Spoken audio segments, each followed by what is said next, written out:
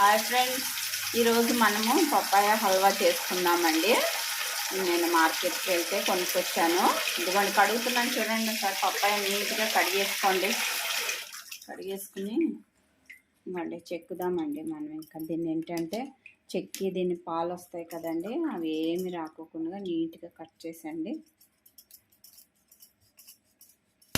ఇదిగోండి కట్ చేసి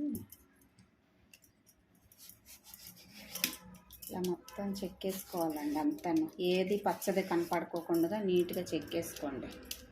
ఎందుకంటే ఆ పిల్లలు చాలామంది కాలంలో పప్పాయి తినరండి. కొంతమందికి అయితే స్మెల్ కూడా పడదండి. దీని గురించి మీకు తెలిసిందే కదా. చెక్కేసుకున్నాం కదండి. ఇప్పుడు తురిమేసుకున్నామండి. దీన్ని చిన్నగా నీట్గా ఎంత తురుముకుంటే అంత బాగా వస్తుందండి మనకి. లేత పప్పాయి అండి, బాగుంది, తీసుకొచ్చాను. ఇదిగోండి ఇలాగ తురమాలన్నమాట అండి. మొత్తం తురిమేసుకోండి. ఎంత మీరు ఒక కాయ చేసుకున్నా 2 కాయలు చేసుకున్నా శుభ్రంగా తురిమేసుకొని పెట్టుకోండి. ఇదిగోండి పప్పాయ అయితే మనం తురిమేసుకున్నామండి. చాలా బాగా వచ్చింది చూసారా. ఒక పప్పాయ ఎంత వచ్చిందండి ఇదంతాను.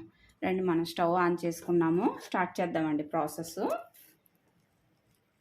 ఇదిగోండి వేసేసుకోండి మొత్తం. మీకు 2 రౌండ్ల కింద వేపుకోండి, పట్టకపోతే గిన్నాను. ఎందుకంటే బాగా మెత్తగా అవ్వాలండి. ఇది ఎంత వేగితే అంత బాగుంటుందండి. దీంట్లో ఇంకేం వేయకండి అప్పుడే స్టార్టింగ్లో. మొత్తం అంతా బాగా ఫ్రై అయిపోవాలండి ఇది బాగాను. ఓకేనండి, చూస్తున్నారు కదా. ఇదిగోండి పప్పాయ అయితే మనం వేపుకుంటున్నాం కదండి. చూడండి ఒకసారి, మొత్తం అంతా డ్రై అయిపోవాలండి. వాటర్ రాకూడదు అస్సలకి, కొంచెం కూడా వాటర్ ఉండకూడదండి ఇందులోనూ.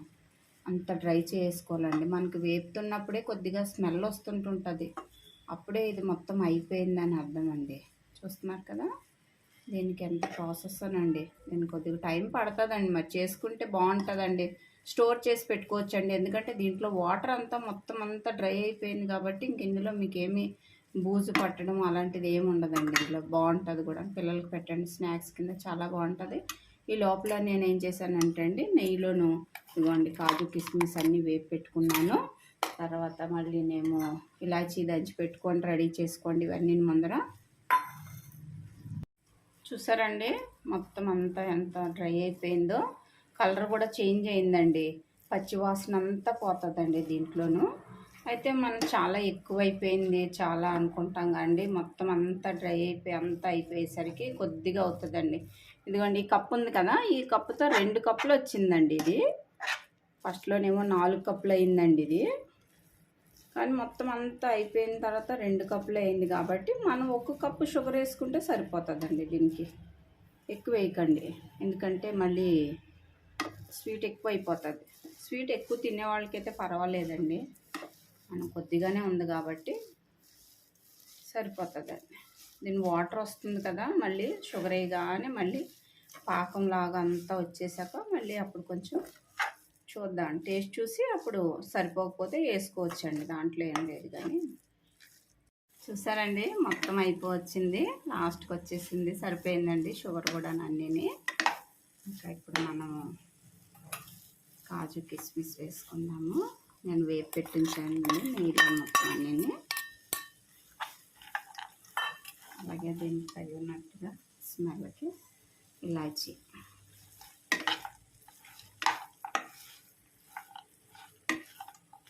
చూసారా బాగా వచ్చింది. కొద్దిగా అయిపోతుందండి మొత్తం అంతా చేసిన తర్వాత. ఇంకా మీకు ఇది స్టోర్ చేసి పెట్టుకోవచ్చండి, మీకు ఏం కాదు, ఎన్ని రోజులైనా సరే తినచ్చు. చేశానండి, ఒక బౌల్లో సర్వ్ చేశాను. ఒక టేస్ట్ చూసి చెప్తానండి మీకు ఎలా ఉందో. చాలా బాగా వచ్చిందండి. మీరు కూడా ట్రై చేయండి. ఇంకా షుగర్ కావాలన్న వాళ్ళు వేసుకోవచ్చండి. కరెక్ట్గా సరిపోయిందండి. 4 కప్పులు అవుతుందండి తీసినప్పుడు. కానీ అది మనం అంతా డ్రై అయిపోయేసరికి 1 కప్పు 1.5 కప్ వరకు వస్తుంది. దాన్ని బట్టి మీకు షుగర్ ఎంత కావాలో అంత వేసుకోవచ్చండి. చాలా బాగుందండి, మీరు ట్రై చేయండి ఇలాగా. ఓకే, నా వీడియో నచ్చినట్లయితే లైక్ చేయండి, షేర్ చేయండి. Thank you, bye.